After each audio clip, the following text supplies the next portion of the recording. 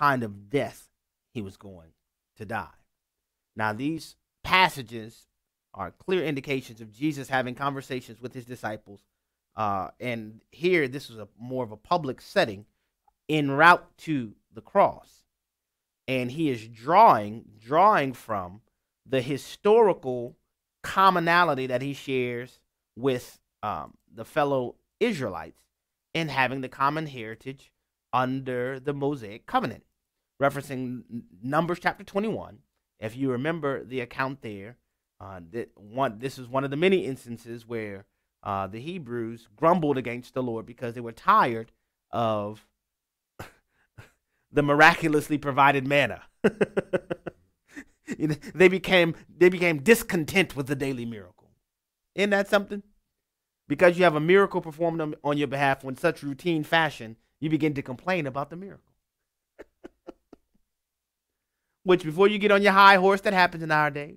The Lord provides miracles for us on a daily basis, but we easily find ourselves discontent. But leaving that for a moment, as they complained, a plague of serpents broke out. Fiery serpents is what Numbers says. Broke out and began to bite the Israelites. And the answer, the resolution to the issue was that Moses constructed a serpent in bronze, a bronze serpent, which actually was a precursor to our modern symbol for medicine. If you notice that, the serpent around the staff, that's where it comes from. You want to say there's no Judeo-Christian ethos in our country. Anyway, leaving that aside, the remedy for those who had been bitten by the venomous serpents were to look up at the serpent that was placed on the staff. And as a result of them looking up to the bronze serpent, they would be delivered from the serpent's venom.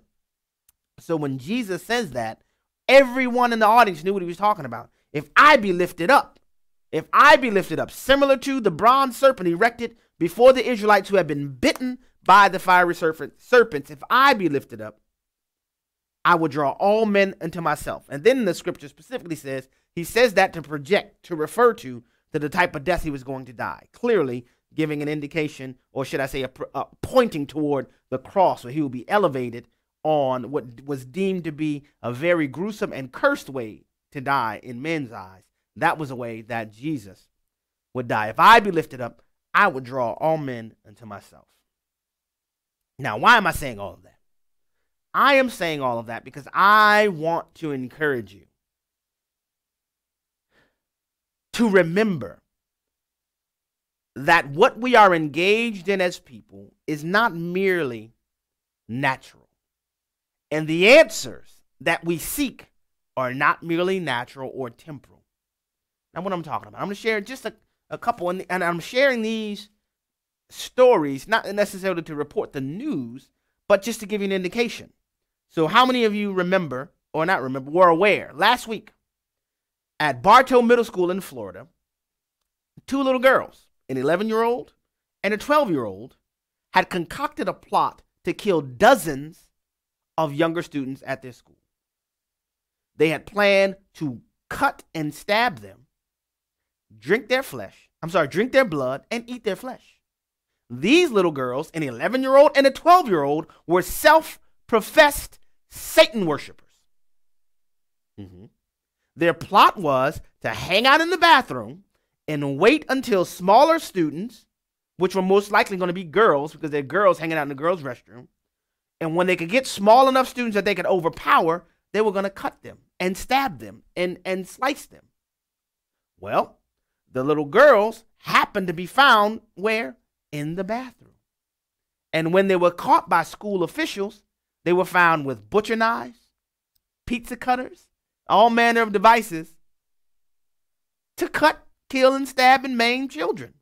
Both of them, the little girls, were arrested on conspiracy to commit murder. Again, they profess to be Satan worshipers. Louisville, Kentucky. Just last week. I'm not going to say these people's names. You know, if you listen to the Hamilton Corner, I'm not going to discuss or glorify murderers. But there was a man who had murderous intentions in his heart, who first sought out a church where he expected to be comprised of people who had darker skin, named First Baptist Church of Jeffersontown, tried to get access to the door in Jeffersontown, but the church door was locked. Unable to gain entry to the church door, he then saunters on to a nearby Kroger, where he guns down 69-year-old Maurice Stollard and 67-year-old Vicky Lee Jones. According to witnesses and the shooter, the murderer ended up exchanging gunfire with a witness who was on the scene. Now, he was arrested, thank God, but he was heard mouthing, according to witnesses, "Whites don't kill other whites." So he went there to kill, and he does kill. Now, listen to me clearly, because a lot of people will focus on the fact that skin color played a role in this, which I think it should be noted that skin color played a role in this. But you know what they won't focus on? He went to a church first. He went to a church first, but he was unable to get in because the church doors were locked. So then he goes over to Kroger and he kills people. And then and that story has not been reported as widely. And I understand all of the details, but it hasn't been reported as widely as the next one I'm going to mention, which most of us are familiar with over the weekend, from reporting over the weekend, where an anti-Semite made his way to a Jewish synagogue in Pittsburgh, to where he kills 11 people, and there's 6 others who were injured. Now, why am I raising all of that? The unfortunate reality, and I have to tell you, this absolutely disgusts me. And if my throat wasn't hurting, I'd probably be turned up a little bit more than I am right now. But it disgusts me that our mainstream talking snake media rushes to use these incidences to point out political partisanship, to try to use them to make points in political rhetoric. When I'm saying, what are you doing, man? This, brothers and sisters, and again, I encourage you to get beyond the partisan rhetoric of the moment, and for those of you who are believers, to look at this through scriptural eyes. The Bible says in the last days that the love of many would wax cold, where brotherly affection would be eliminated, to where common human decency won't be as common. And what I'm saying is that the answers that we need are not merely political answers. The answers that we need are spiritual. Because guess what? If your favorite political party becomes the next occupant in the White House, does that serve the eternal problem?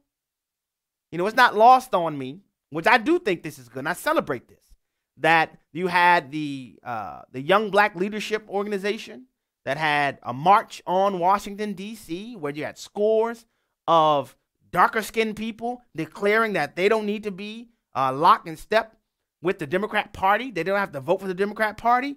I think that's fantastic. But can I tell you something? I do not confuse that with revival. You see, and I do think it's good. Don't misconstrue what I'm saying. I think it's phenomenal that people are thinking independently and they're willing to move away from historical patterns of affinity, exclusive affinity to one party or the other. And I think it's good that the conversation is not necessarily saying that the Republican Party is where they need to go, but they recognize that voting 90+% every year for the Democrat Party hasn't paid off too well. But can I tell you that a political conservative is not the same as a Christian? Can I tell you that the thing that I hope and pray, and it is because of my love for mankind, that I don't want to merely share political understanding with people. My desire is that we get to share eternity together. I want to see these brothers and sisters in heaven. And so what I'm saying, to come full circle to the scripture that I read, Jesus said, if I be lifted up, I will draw all men into myself.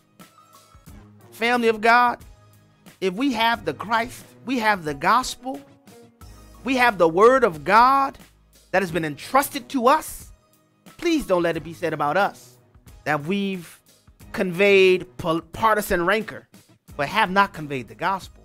Please don't let it be said about us that we found respite and salvific hope and natural conversations, and we've left the weightier matter of eternity on the shelf. Jesus said, if I be lifted up, I will draw all men unto myself.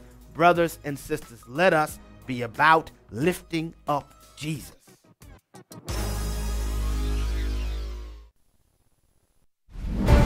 Helping hurricane victims. Hi, I'm Matt Staver with Freedom's Call. Last month, Hurricane Florence did massive damage to North and South Carolina. Then Hurricane Michael had a catastrophic impact on Florida's Gulf Coast.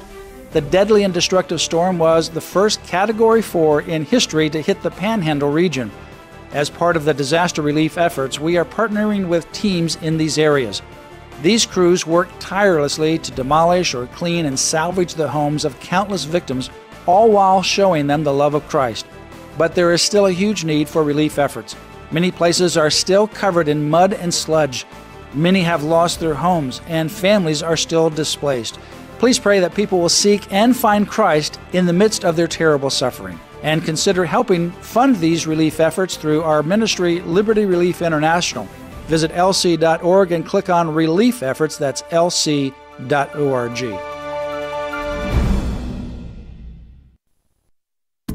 And I said, God, if you will prove to me that you will be with me and you are real, I will surrender to serve you. I put a whole list of these reasons. His response was, I am with you, I will never leave you, and I want you to serve me. Exploring Missions, Saturday evening at 6:30 Central, Sunday afternoon at 1 on American Family Radio.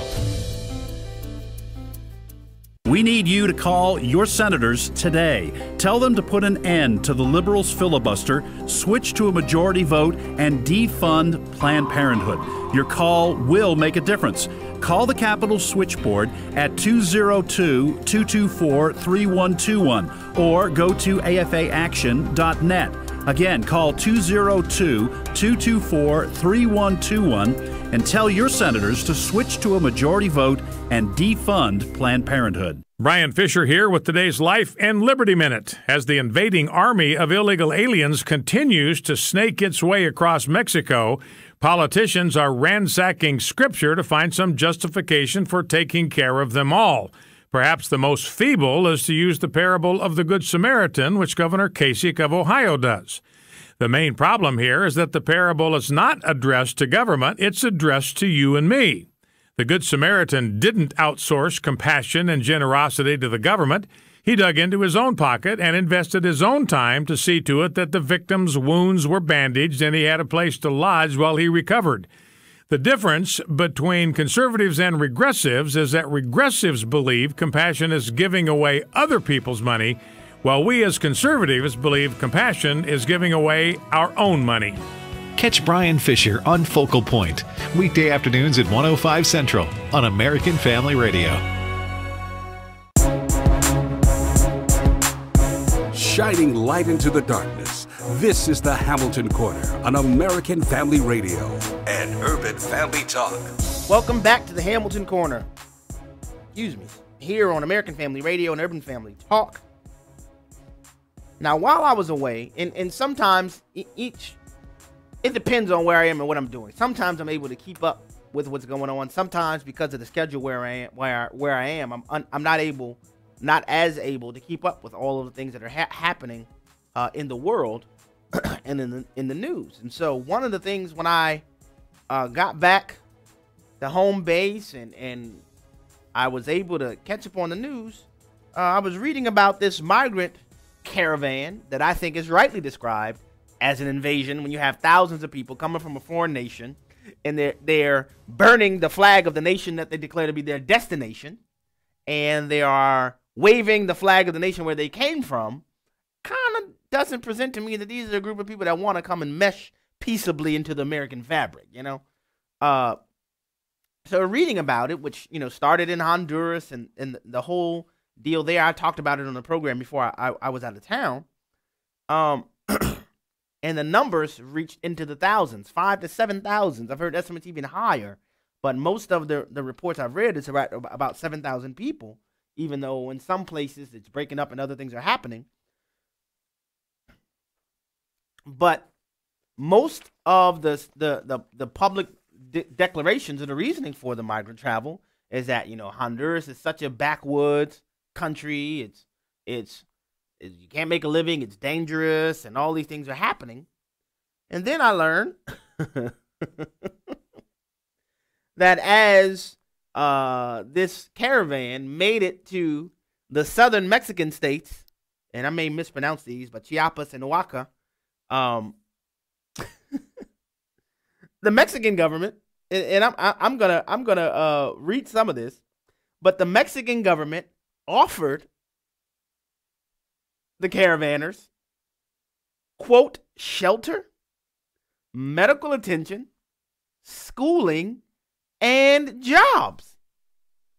Yes, so, okay, the Mexican government, in full recognition of what's happening, or what the Caravan-ers, that's what I'm going to call them, have declared has happened to them that spurred them to leave Honduras and make the thousands of miles journey toward the United States with their express goal of making it into the United States, where they are looking for, job opportunities, work. They're looking for access to medical care and schooling and shelter. Well, the Mexican governmental official said, okay, we'll give you all of that. I'm not making this up, folks. The Mexican government said we would offer you shelter, medical attention, schooling, and jobs. The only condition is that you have to remain in the southern Mexican states of Chiapas and Oaxaca. So you stay in Mexico, so you've already traveled from Honduras through Guatemala. You've made it to Mexico. If you stay in Mexico, we'll give you jobs, shelter, medical care, the whole 9 yards. Y'all want to know what the reply was? You might already know what the reply is. I'll tell you.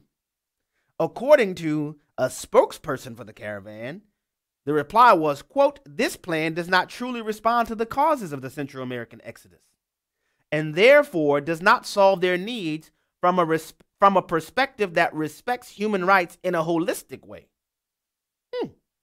We don't want any more prison cities where migrant people are confined without freedom of movement, end quote. Now, if you would have grown up on my block, you might have heard somebody say something like this in response to this. The nerve. The nerve. How are you going to tell me we are willing to give you all of this stuff and you're going to say, no, that doesn't respect my rights as a migrant in a holistic way. In a holistic way. And I want you to pay close attention to what I'm saying, because I'm about to connect 3 international stories. This is the first of them that I think will make a very clear picture. So immediately the question should be, well, wait a minute. What are the holistic rights of migrants?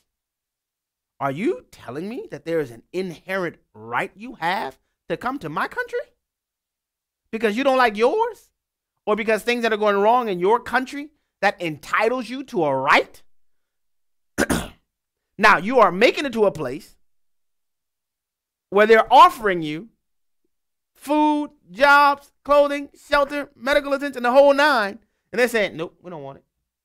We don't want it. We don't want that. The spokesman went on to say, well, we may reconsider the deal later on, but right now we don't want it. Wait the nerve. But before I go too far, oh, Lord, I'm telling you, people, let me go further, shall I? Yes, I shall. While this is happening on our approach to our southern border, wouldn't you like to know, and this is reporting from our own One News Now, onenewsnow.com is the news entity connected to under the umbrella of the American Family Association.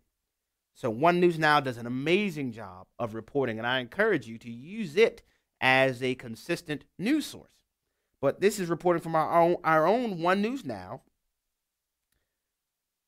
Some member states of the United Nations are ready to sign what's being described as a, quote, global compact for migration, end quote.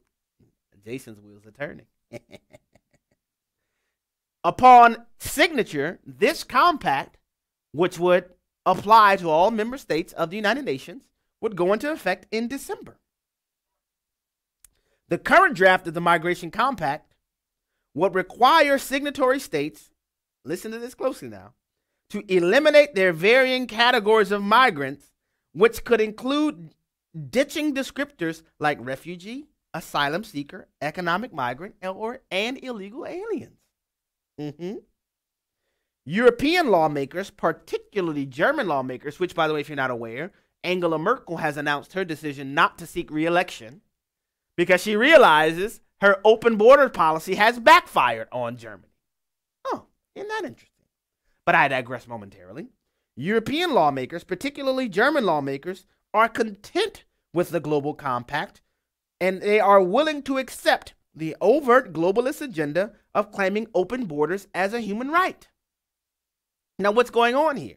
This global compact would eliminate categorical descriptions of illegal aliens, asylum seekers, refugees, and so on, and all migrants would be deemed under this compact to fall under the banner of refugee. Now, why is that important? Well, a refugee is a person, and this is according to the Global Compact, is a person that has been forced to leave their country in order to escape persecution, war, or even natural disaster. These are people that are these are people who are able to prove that they cannot return to their home country. This would apply to a refugee. Asylum seekers are those who would face either criminal or political retribution in their homeland. But if you get rid of all of those distinctions, then refugees would be treated the same as economic migrants. An economic migrant is a person that's just moving because they're looking for better job prospects elsewhere, which certainly is laudable, but doesn't rise to the level of international concern as does refugee status.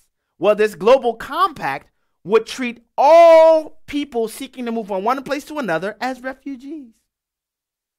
You ready for this next part? And it would declare an migrancy as an inherent human right. Kind of like the spokesman for the Caravan said. No, we don't want to get shelter, clothing, schooling, and food in Mexico because it disrespects our holistic rights as migrants. Isn't that interesting? But wait, there's more. On the heels of that, the European Court of Human Rights, which is housed in Strasbourg, France, just announced a decision that has very, very broad implications. So, the Human Rights Court, let me say it right, the European Court of Human Rights has issued a ruling just last week that has declared that the European Union, and I want to make sure everybody understands the scope of this ruling, because the European Human Rights Court has jurisdiction over 47 European countries, and their rulings are legally binding on all 28 member states of the European Union. They have issued a ruling that has legitimized an Islamic blasphemy code that says that people under their jurisdiction, so this would apply to all of the European Union, that their rights of freedom of expression must be limited when it comes to phrasing that is offensive to Muslims. Now I'm going to give you some of the background. The case comes from a 2009 lecture series offered by a woman by the name of Elizabeth Sabadich-Wolf, who is an Austrian woman, who in the process of giving a lecture series, she said one statement off the cuff, referred to Muhammad's marriage to 6-year-old Asia as an example of pedophilia. Saying, what else is it if it's not pedophilia? Well, there was a left-leaning weekly magazine that planted a journalist in the audience that secretly recorded the lectures, who handed the transcripts over to the Viennese public prosecutor's office as evidence of hate speech against Islam. That's the only sentence out of 12 hours of lectures now. The way she said, and the specific quote was, quote, a 56-year-old and a 6-year-old. What do we call it if it's not pedophilia? End quote. That's the entire statement. Well, this woman was prosecuted criminally in Austria for hate speech. Prosecuted, the lower court in Austria convicted her.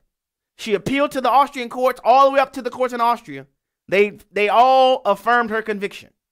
She then appeals to the International European Human Rights Court to say, wait a minute, the lower courts did not take into consideration my rights to free expression.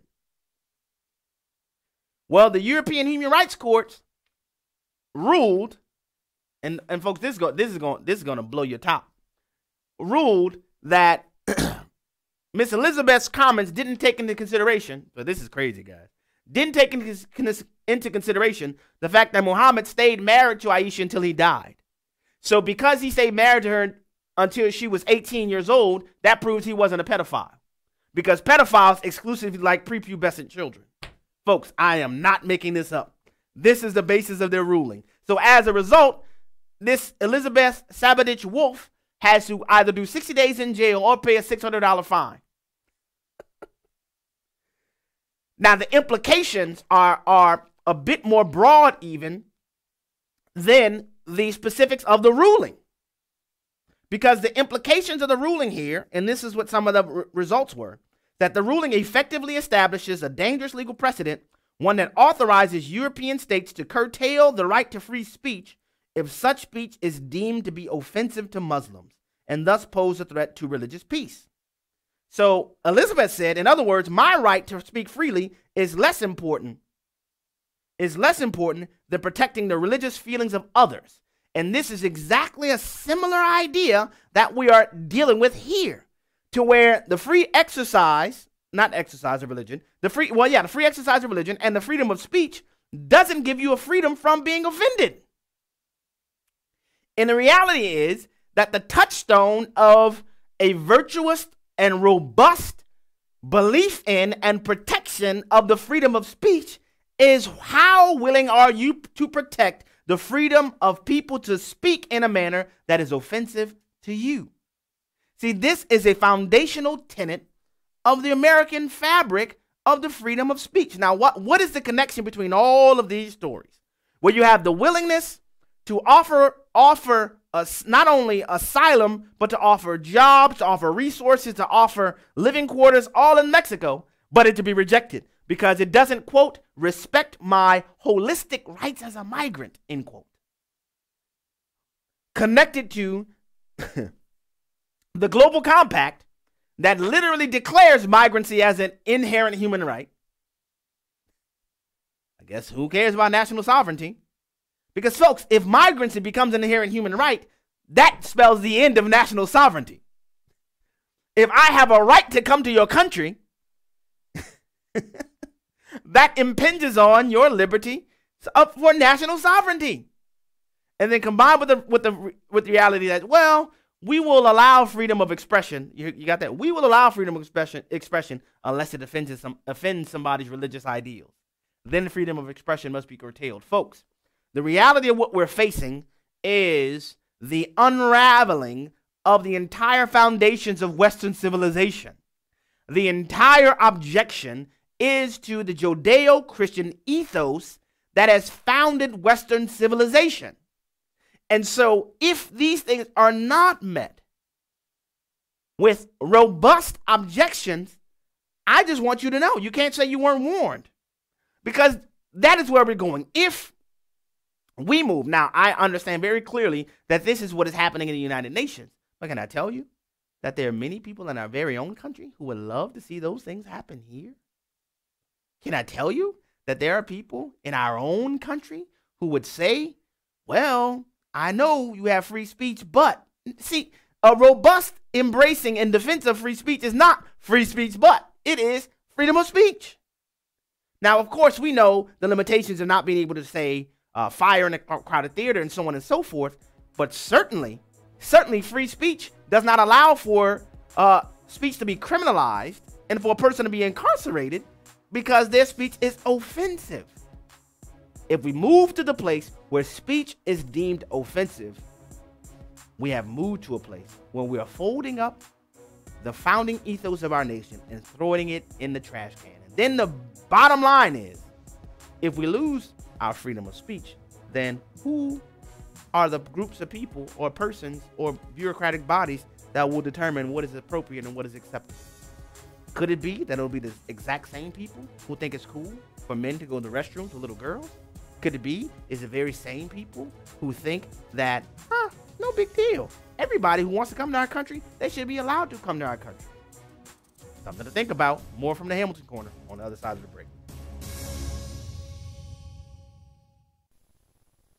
We're in the financial business.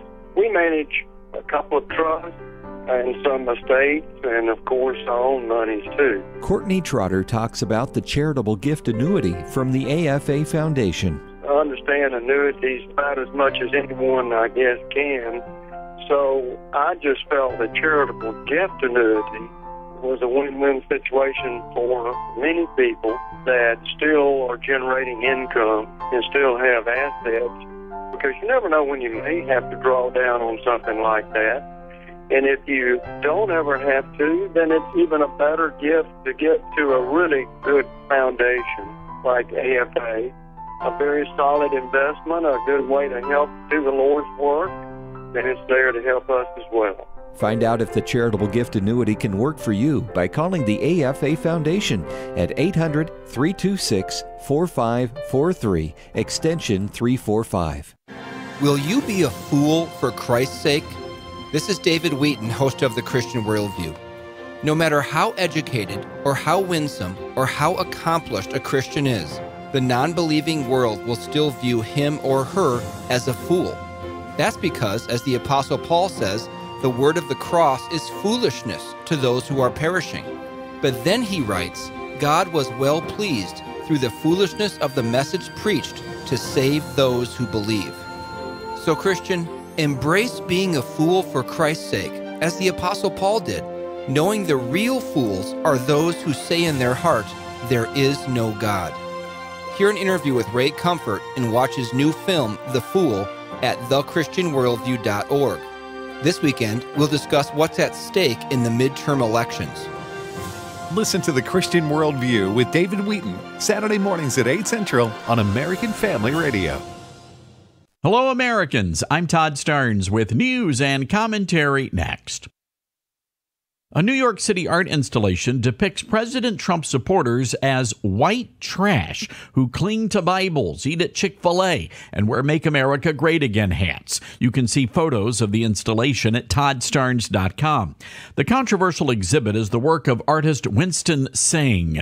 He says his depiction of white supporters of the president is a quantifiable fact. The posters were installed on trash cans across the city, but the Department of Sanitation says permission was never granted, and they've launched an investigation. Look, it's a free country, and Mr. Singh has every right to express himself. He does not, however, have the right to vandalize or deface public property. And it's true that many supporters of the president go to church and enjoy a Chick-fil-A sandwich, but that does not make them white trash. It makes them American patriots. I'm Todd Starnes. The Hamilton Corner podcast and one-minute commentaries are available at afr.net and urbanfamilytalk.com. Back to the Hamilton Corner on American Family Radio and Urban Family Talk. Welcome back to the Hamilton Corner here on American Family Radio and Urban Family Talk. We will open the phone lines this segment, so if you want to be a part of the program, anything we share today is fair game, whether it's scripture in John chapter 12, verses 27 through 33, where the Lord said, our Lord said, if I be lifted up, I will draw all men unto myself, or if it is the things that are transpiring on the international front, the offer of food, shelter, clothing in Mexico to the Caravan-ers who are coming from Honduras, or if it is the global compact that would declare migrancy to be a human right, which would in effect eliminate the concept of sovereign nations, or if it is the ruling by the European Human Rights Court that literally would curtail free speech. All of it is fair game, or if it is what I am about to share with you now. Boy, oh boy, oh boy, oh boy.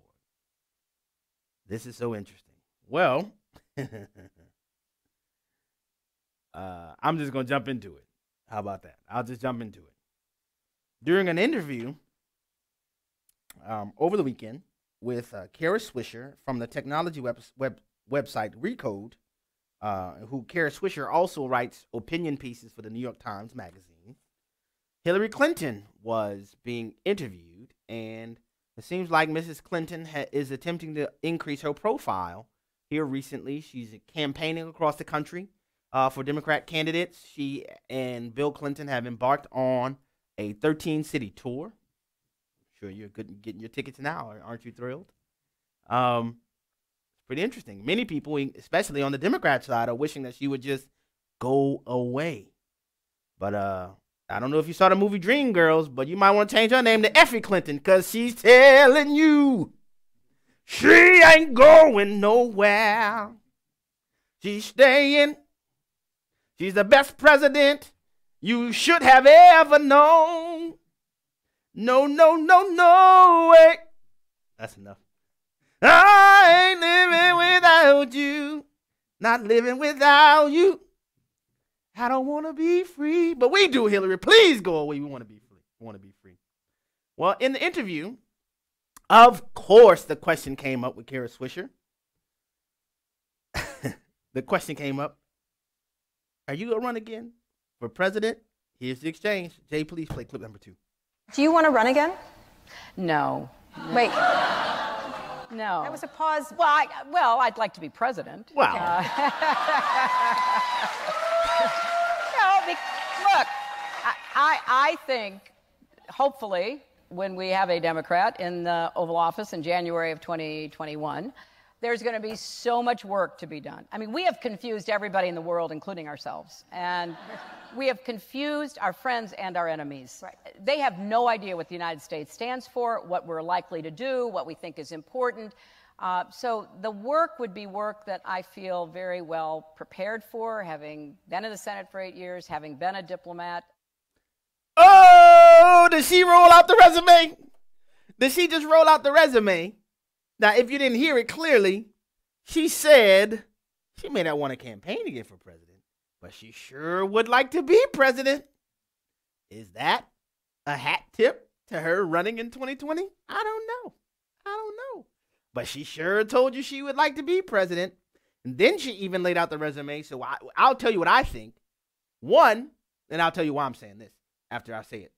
One, she has not ruled out running for president again. She clearly is open to thinking about running again.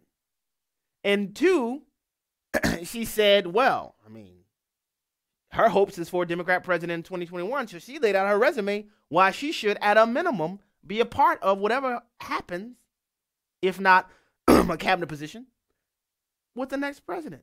But I'll tell you why I think she wants to run again, because the conversation went on to where she says, well, she won't even think about this until after the midterm elections on November 6th, which, by the way, if you don't know, it's only 8 days away. 8 days away from the midterm. So Hillary Clinton has not ruled out running again for president. And in the true sense of Effie, she's telling you she ain't going nowhere. She's going to be around. So if y'all don't like her, she being around, well, y'all just have to deal with it. And I have one more bit of audio I want to play before we get to the phone lines. And I'm going to get to it expeditiously. That's my word for the day. In an exchange with Jim Acosta in the White House press briefing room, Jim Acosta was a little perturbed by President Trump's most recent tweet. And I'll tell you what he tweeted. He said, quote, well, one of his most recent tweets, because I didn't check recently. He might have tweeted something since I've been on the air. I haven't seen it yet. But one of his most recent tweets, he tweeted, quote, the fake news media, the true enemy of the people, must stop the open and obvious hostility and report the news accurately and fairly. That will do much to put out the flame of anger and outrage, and we will then be able to bring all sides together in peace and harmony.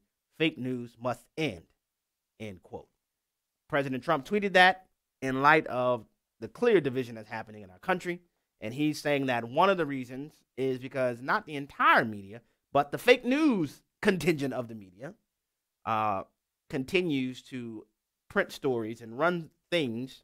And I didn't even get to talk about this, but I shared on my social media page, on my Facebook page, a story that NBC had information that one of Brett Kavanaugh's accusers, that was named as a witness by Julie Swetnick, she completely denied having ever even met Brett Kavanaugh, but NBC News just sat on the story and just allowed the Swetnick accusations to continue to run freely, even though they had tangible evidence that completely contradicted Julie Swetnick's claims, but they just sat on it. And I shared it, man. That's an example of why the fake news moniker resonates with so many people and that it is stuck, because it keeps happening over and over and over again. Well, that's what President Trump was talking about. Well, listen to this exchange between Jim Acosta and Sarah Huckabee Sanders. Please play clip number 1. Shouldn't you reserve the term enemy for people who are actually the enemy of the United States rather than journalists? The president's not referencing all media. He's talking about the growing amount of fake news that exists in the country, and the president's calling that out. May I follow up? Sure. May I ask a follow-up, please? May I ask a follow-up, please? Since you mentioned that, the president said this morning the fake news media, the true enemy of the people, must stop the open and obvious hostility and report the news accurately and fairly. Can you state for the record which outlets that you and the president regard as the enemy of the people?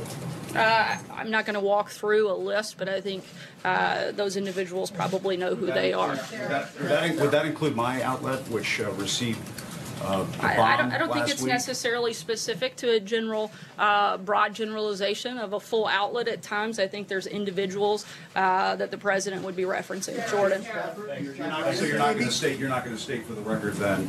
I mean, if the president is going to say the fake news media are the enemy of the people, and if you're going to stand there and continue to say that there are some journalists, some news outlets in this country that meet that characterization, shouldn't you have the guts, Sarah, to state which outlets, which journalists are the enemy of the people? Well, I think it's irresponsible of a news organization like yours to blame responsibility of a pipe bomb that was not sent by the president, not just blame the president, but blame members of his administration for those heinous acts. I think that is outrageous, and I think it's irresponsible.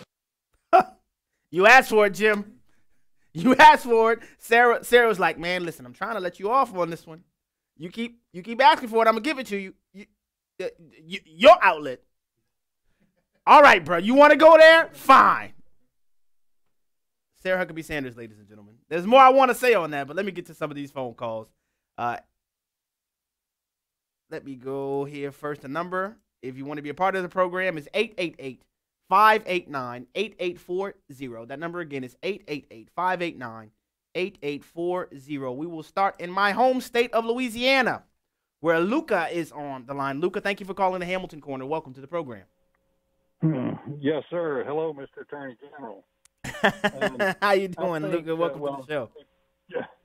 Let me back up. I am a registered Republican all of my adult life. I'm a Trump supporter, and I'm open for open borders in the United States under one condition.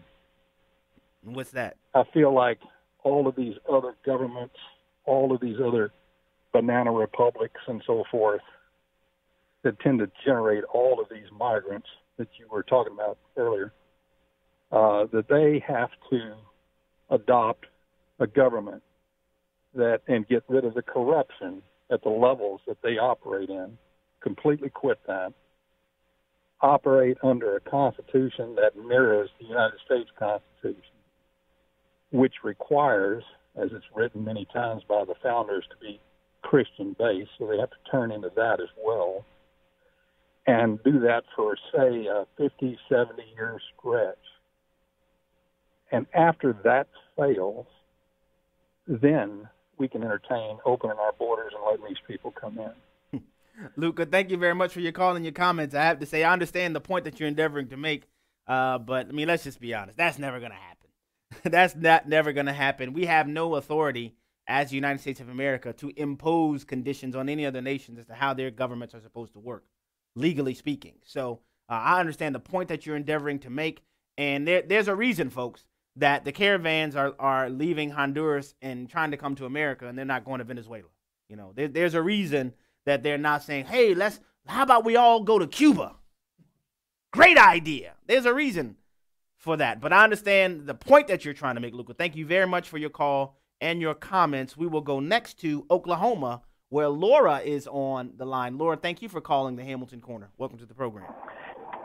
Thank you. Thank you for taking my call. Oh, my goodness, that clip that you played from Hillary, all I want to do is cry out, "Oh, Lord, deliver us from evil." Thought we were done with that craziness, but apparently she's not going to go down without a fight. She has such a lust and a hunger for power, and she's not going to stop until she can dominate and destroy the freedom that we enjoy in this country. As a believer, as a Christian, my heart goes out to people who are generally in need. Sure. And who, we are compelled through our fruit of the Spirit to help people and to do for people and to care for people. But as a believer, that does not mean that I have to take off my hat of knowledge or my hat of discernment that the Lord, gives us. And what's going on with this traveling across the country has nothing to do with refugees or people who are in trouble.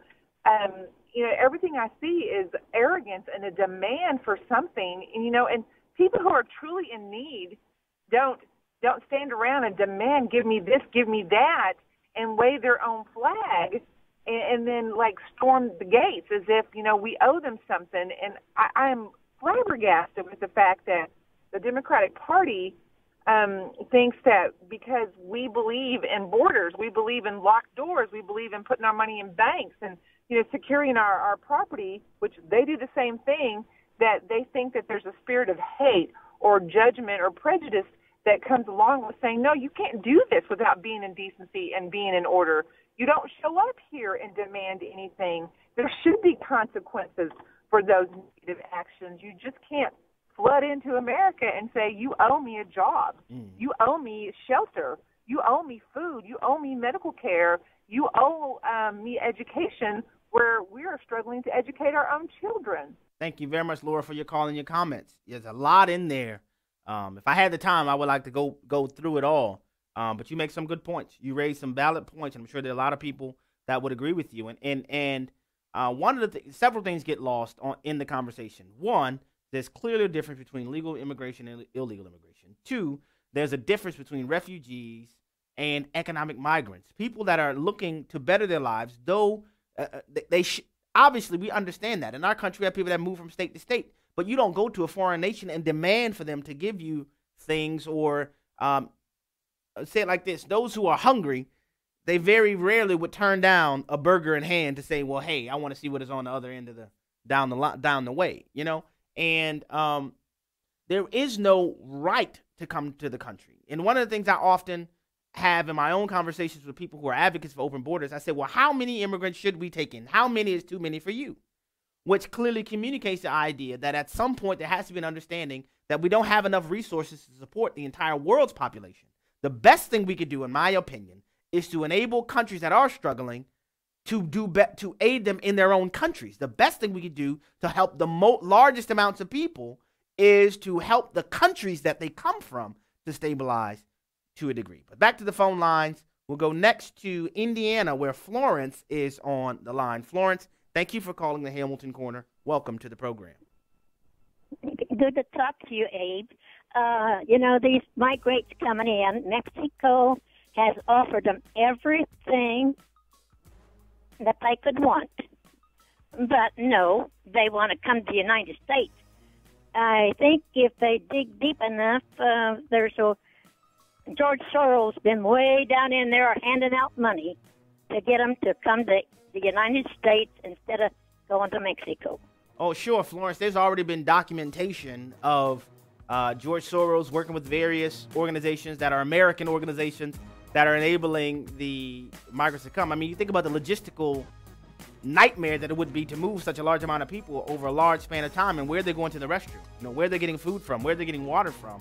And there are lots of people coming alongside them, aiding them in that process. I'm so sorry I couldn't get to all the callers today. If you would, please call back tomorrow. But as you depart, remember, darkness is not an affirmative force. It just reoccupies a space vacated by the light. The views and opinions expressed in this broadcast may not necessarily reflect those of the American Family Association or American Family Radio.